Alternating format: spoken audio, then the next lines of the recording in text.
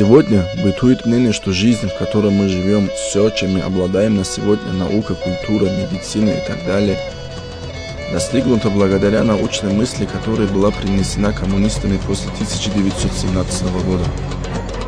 Что поистине письменность, литература, наука и образование получили свое развитие в Дагестане лишь только в начале 20 века.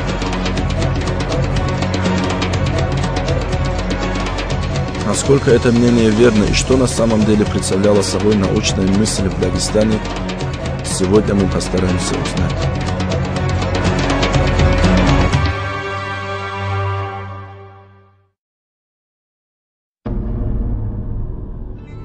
Как-то один поэт сказал, дагестанский, что до Октябрьской революции народы Дагестана не умели алиф писать.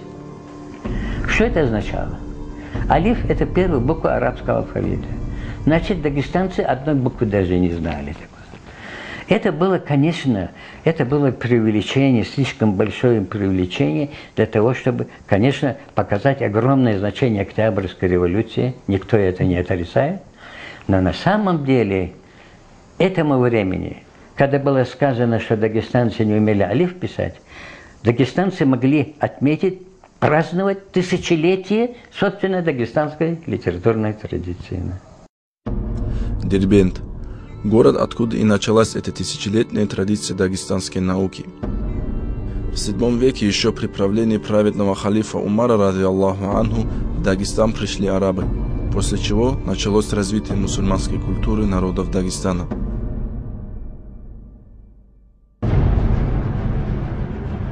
По мнению историков, с этого периода в Дагестан прибыло более 100 тысяч арабов с разных областей арабского халифата – Куфы, Басры, Сирии и Ирака, среди которых были и сподвижники пророка, саллаллаху алейхи вассалям, благодаря чему в городе были образованы чисто арабские кварталы, в которых и проживали эти арабы.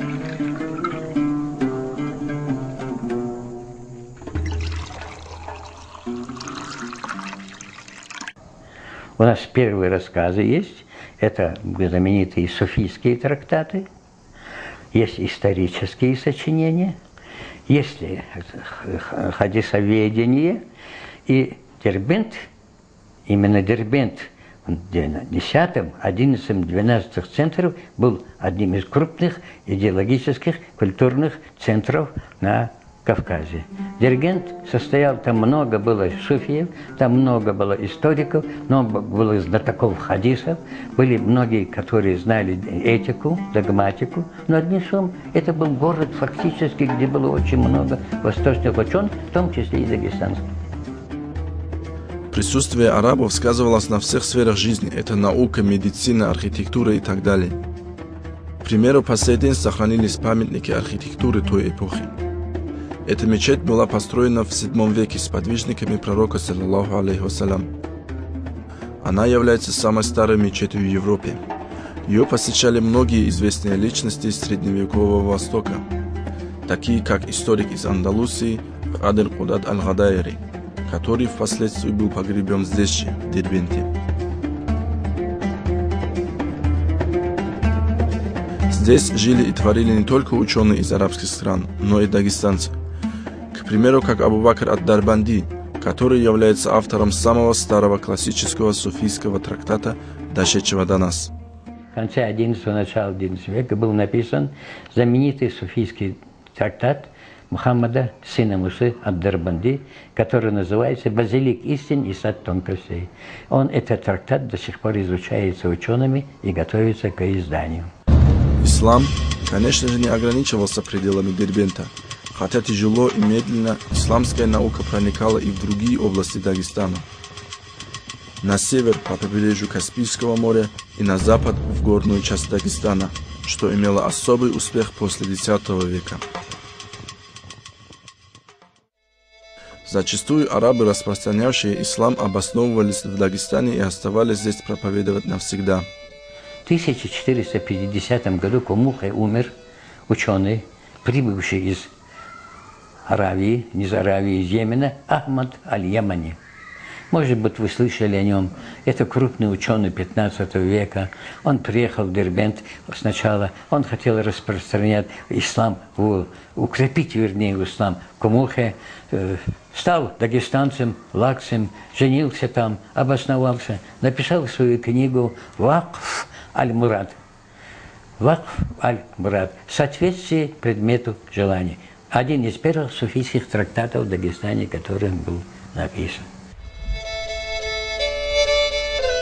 Это здесь, в Дагестане. А что известно о дагестанцах-арабах?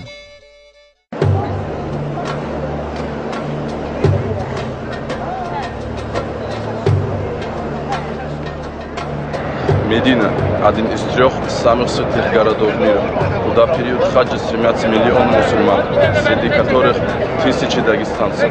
Но мало кто из них знает, что в свое время здесь работали и жили их земляки.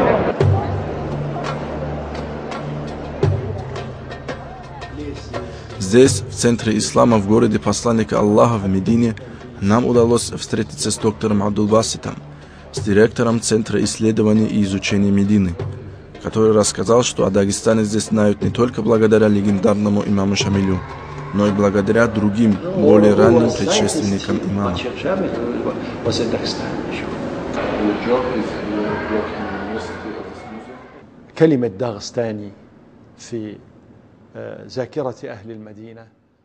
Дагестанцы в их представлении весьма достойные люди.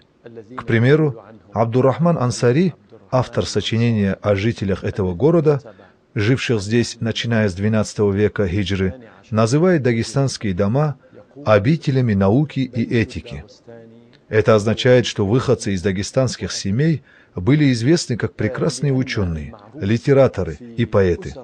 Были среди них и те, мы упомянем их далее, кто стал в Медине сановниками. وأيضا كان منهم من صار من أعيان أهل المدينة كما سأذكر. Не только хадж заставлял покидать родину дагестанцев. Исламская традиция была такова, что каждый имел право получать знания независимо от социального положения, расы, национальности и независимо, мужчина это или женщина. Это была уникальная возможность, которой не было ранее. И несмотря на все трудности и опасности столь долгого путешествия, многие из горцев стали отправляться в арабские страны в поисках знаний, такие как Ирак, Сирия, Египет и так далее. И женщины были в составе ученых. Недавно нам удалось обнаружить в Иордании одну книгу, которую не издали. Они пишут о том, что в XIII веке в Каире училась Патимат, дочь Мухаммада, дербентского ученого. Патимат, эта дочь, окончила школу высшую, что ли, мусульманскую школу в Каире, и там преподавала. И умерла в возрасте 76 лет. Она сама училась, а потом сама преподавала свои эти сочинения. В основном она преподавала хадисы.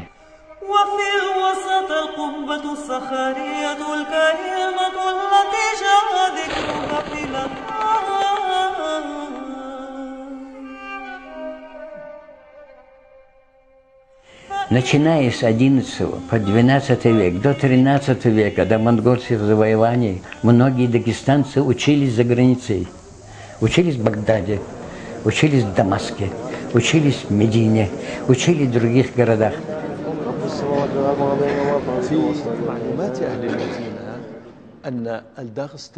В представлении жителей Медины дагестанец означает «житель гор», пришедший с высоких мест и отличающийся храбростью, выносливостью и любовью к науке.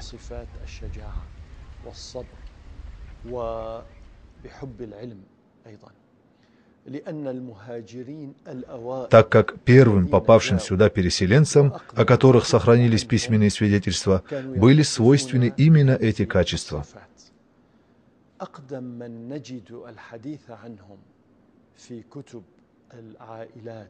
Самое раннее из упоминаний о таких переселенцах, найденное в семейных генеалогических книгах, касается человека по имени Хусейн Дагестани.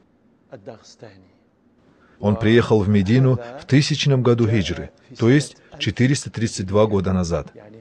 Поселившись здесь, он получил прозвище «Дервиш», которое, как известно, означает «аскет», «богомолец», отрекшийся от мирского.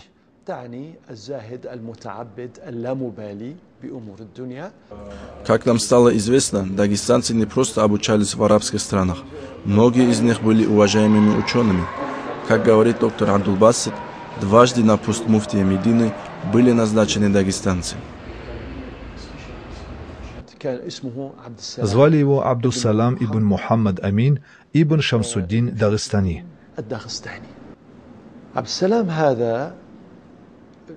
У этого Абдус-Салама было много детей.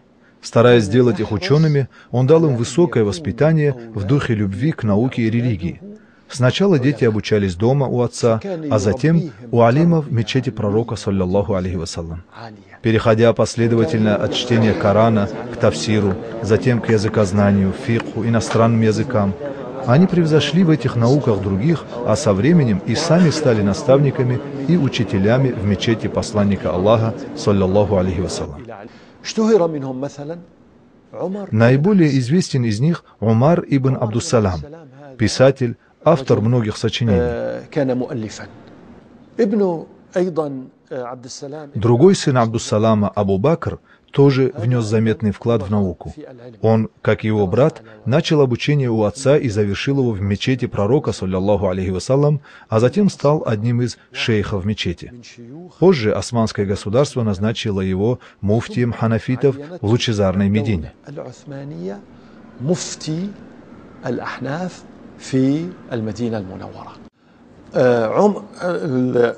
У Абу Бакра тоже было несколько детей. Из них наиболее яркий след оставил сын, названный в честь деда Абдус-Саламом. Абдус-Салам, сын Абу Бакра, сына Абдус-Салама Дагестани, родился в 1207 году и был воспитан так же, как его отец и дед.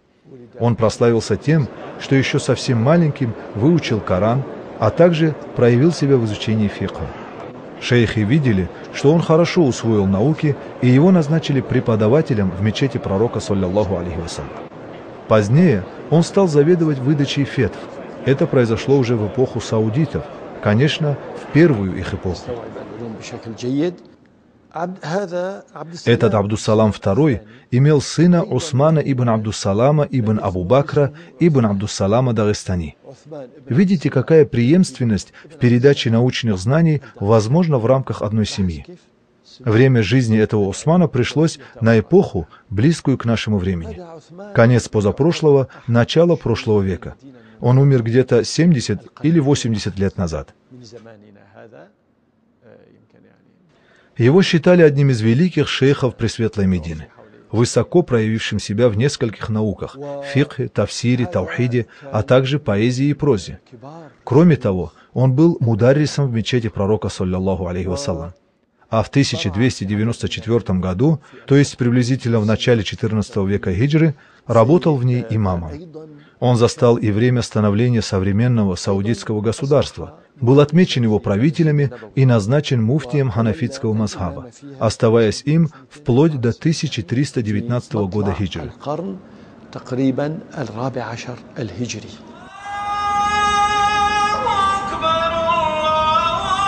Хотя и кажется это удивительным, на самом деле это было вполне реальным.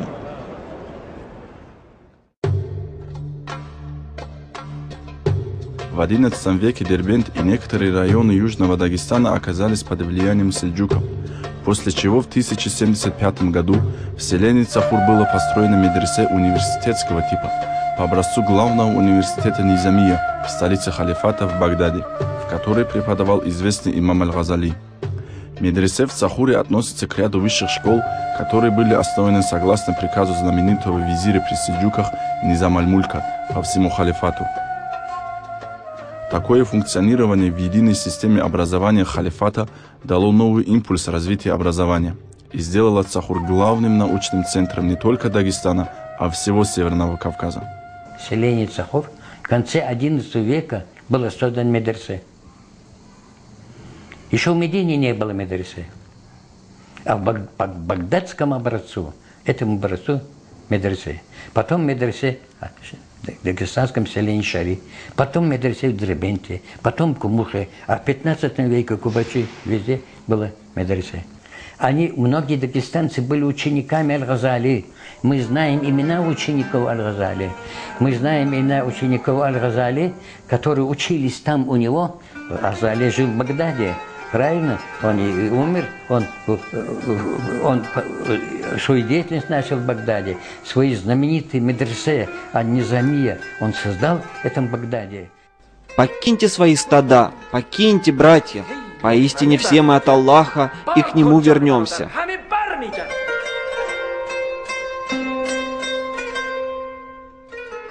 И эти дагестанцы, когда приходили сюда, Дагестан, они захватывали с собой, конечно, в первую очередь сочинения своих учителей.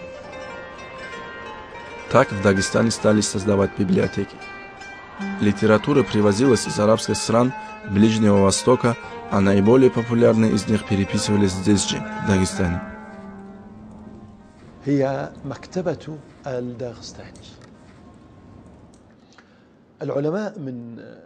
В семьях выходцев из Дагестана собралось множество книг, как своих, так и других авторов, приобретенных для изучения. Как-то представитель одной из таких семей объединил все книги, находившиеся в собраниях ученых-дагестанцев, и назвал ее Дагестанской библиотекой. Он сделал ее вакфом, а одного из дагестанцев назначил опекуном. Сегодня она, как пишет один из авторов, находится под опекой сыновей Абдул-Хамида ибн Мухаммада Дагестани. Это очень ценная библиотека, в ней имеются рукописи и редкие книги, и надеюсь, иншаллах, что когда-нибудь она станет публичной, открытой для всех. Каждый, кто обращается к ней, получает пользу.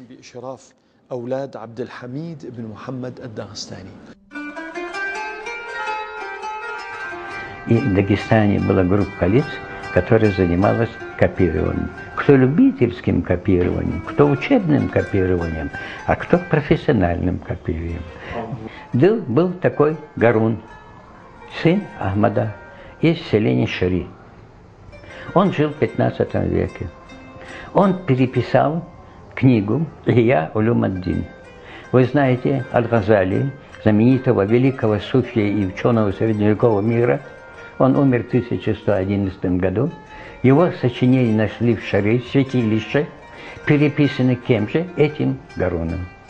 Гарун переписал и другие книги. Есть толковый словарь арабского языка. Автор этого толкового словаря Аль-Джавхари, он умер в начале XI века. Так вот, сочинение этого толкового словаря арабского языка было сильно распространено в Дагестане. И один из первых Гарун – это тот, кто переписал это толковый словарь арабского языка. Это Дагестанский научный центр. Здесь находится один из крупных фондов рукописных книг России. Но это всего лишь небольшая часть всего рукописного богатства Дагестана, та, которую сумели сохранить работники научного центра в постреволюционный период. На сегодня в рукописном фонде Дагестанского научного центра находится около 3000 книг.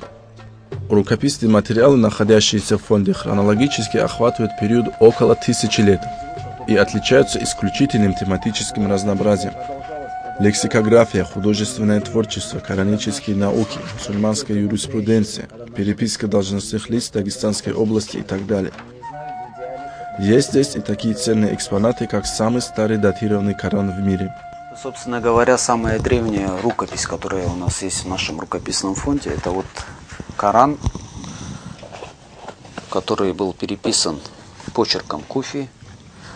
Он датируется 1009 годом, григорианским, 400-й год хиджры. Это почти... Недавно им исполнился 1000 лет. Да, буквально в декабре месяце, если я не ошибаюсь, 11 декабря 2009 года этому Корану исполнилось 1000 лет. Это вот этот последний лист с колофоном, где есть имя автора, имя переписчика и дата переписки, она как-то выскальзывала из поля зрения исследователей, пока непосредственно не была проведена работа по каталогизации специально всех Коранов. И тогда уже внимательным образом каждая страница была прочитана, каждая страница была сверена, и выяснилось, что этот Коран был переписан в 400 году хиджры. Как говорит Шамиль Шейхалиев, этот фонд всего лишь часть всего, что есть в Дагестане. Основная часть рукописных книг Дагестана сосредоточена в частных коллекциях. До сих пор было обнародовано около 300 частных коллекций. А действительно частных коллекций в Дагестане в 10 раз больше, около 3000. Для сравнения, скажем, в Национальном рукописном фонде Иордании всего лишь 400 книг, в то время как в некоторых частных коллекциях в Дагестане количество книг превосходит более 100 экземпляров. Как и многое, что было рассказано сегодня, это тоже может удивить нас, потому как гласит старая пословица «Цену вещи узнаешь, когда потеряешь». Видимо, нам тоже еще раз не помешает вернуться к своей истории, культуре и исламской традиции, взглянуть глубже и внимательнее.